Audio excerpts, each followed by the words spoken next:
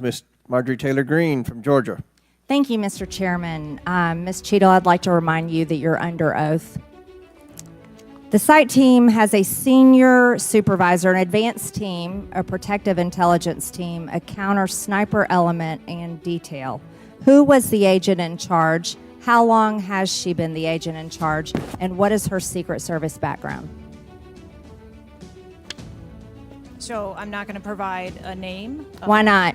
You're here to answer our questions. This forum, I'm not going to provide names of. You stated in your testimony, you said, I am here today to answer your questions.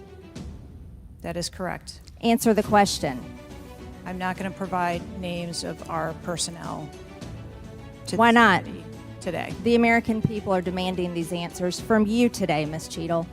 I will do the best to provide you accurate information based on the facts that I have at this time. You're not answering our questions. The advance element coordinates with other intel or law enforcement partners, identifies threats and weaknesses at the sites and movements. We'd like a copy of the advance report. Have you brought it here with you today? We will comply with the request for the documentation that has been requested. When will that be, Ms. Cheatle? Because you should have brought it today. I am certain that our personnel are working on obtaining all of that documentation. I don't believe you, and neither do the people watching this hearing. You're not doing well, as Mr. Moskowitz informed you. You've been sitting here for over 3 hours, and I have you know the entire country is demanding you resign and demanding that you be fired if you do not resign. Things are not going well for you. You need to answer the questions. Was there a protective intelligence team, and what technical resources were utilized for that event, specifically drone or helicopter assets? There were a number of technical assets that were deployed for that event, and there was a protective intelligence team that was assigned to that event. Why was Crooks able to fly a drone over the entire area the day of the rally and the day of his assassination attempt? To my knowledge, he did not fly the drone over the entire area. How did he fly a drone over the area, period? Any part of the area? Again, I would have to go back and check the timeline of when that took place and when the event... Why didn't you bring the timeline with you today to answer our questions? I don't have all of the answers on the timelines based on the criminal investigation. Were you not prepared today to answer our questions? I am prepared to answer the questions based on the information and wanted to be able to provide. Do you have a timeline do you have a timeline at all from any of the day? I have a timeline that does not have specifics. That's shocking. That is absolutely unacceptable. That means you are a failure at your job. Let's talk about things that are prohibited in Trump rallies. And I've been to a lot of Trump rallies. Backpacks and bags. Bicycles, firearms, any type of weapon, or any other item determined to be a potential safety hazard, like a rangefinder would be one. At 5:10, Crooks is first observed by one of the snipers, AGR Sniper 1, at the building. 5:10, President Trump was shot in the face at 6:11 p.m. 5:28, AGR Sniper 1 takes a picture of a bicycle and 2 bags. Those belong to Crooks. 5:32, AGR Sniper 1 spots Crooks looking at his phone and using a rangefinder. 5:55, Butler ESU Command confirms receipt of photos and states they have been relayed on.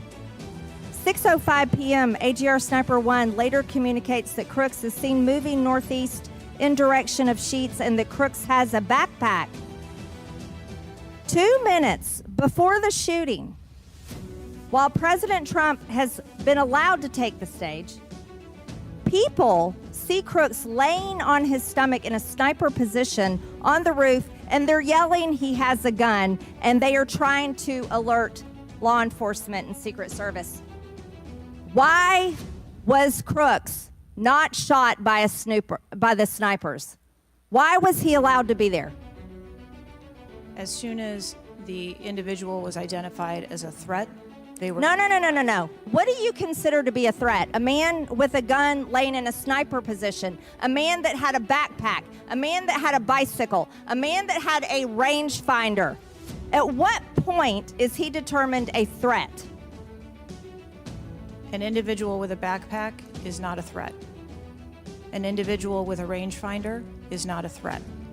What about a man laying on a building that has direct line of sight of President Trump with a gun that people are screaming and pointing out? Is that a threat, Ms. Cheatle?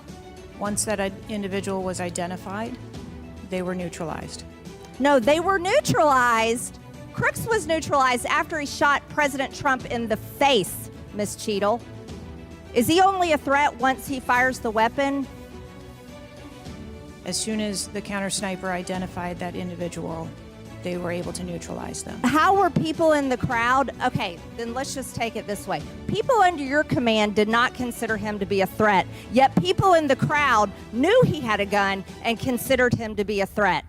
That means that you are a complete failure as the director of the Secret Service, that people under your command don't perceive a man laying on a roof with direct line to the president with a gun. They don't perceive that to be a threat, yet the people in the crowd do. How is that possible? That's the last question, but please answer the question, Ms. Director. I'm not certain at this time how the information from the people in the crowd was relayed to any law enforcement personnel. No, you knew, that everyone knew. The people there knew that there was a danger. They knew there was a threat to President Trump, and it was allowed to happen. Was there a stand-down order, Ms. Cheatle? Was there a conspiracy to kill President Trump? Absolutely not. Then how did this happen? And why are you still sitting here not turning in your letter of resignation? That is what we are investigating to determine. We're waiting for your letter.